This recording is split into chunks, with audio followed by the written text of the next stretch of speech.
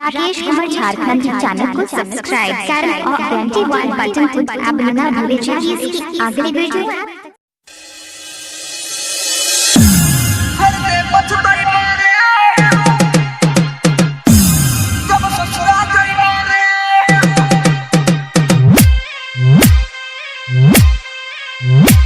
Mix भार Pallavi recording studio मठिया मोड़ डीजे कंचन राज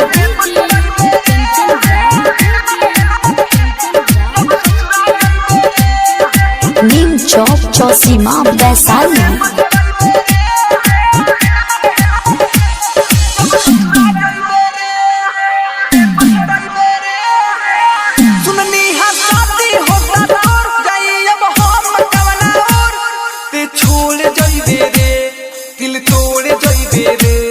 मुँह मोड़ जइबे रे करते पछताइबे रे जब ससुरा जइबे रे करते पछताइबे रे जब ससुरा जइबे रे। डीजे कंचन राज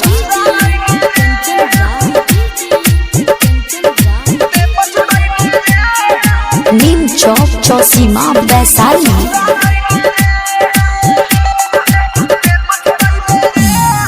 जब जब तुहके सताई भातार हमरे कोइल याद आई रे प्यार। जब जब तुहके सताई भातार हमरे कोइल याद आई रे प्यार। फीका पड़े जब तोहर सिंगार सोचबू कि ठीक रहे अरवे हमार। अचारा के भिगोई बेरे बाकी हमके न कोई बेरे करते पछताई बेरे जब ससुरा जई बेरे करते पछताई बेरे जब ससुरा जई बेरे। डीजे कंचन राज मिक्स भार पल्लवी रिकॉर्डिंग स्टूडियो मठिया मोड़ नीम चौक चौसीमा वैशाली।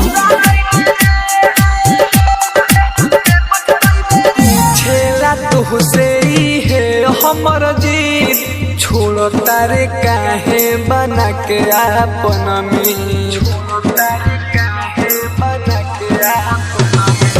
पूछेले तुहसे है हमर जीत छोड़ो तारे काहे बना के आपन में।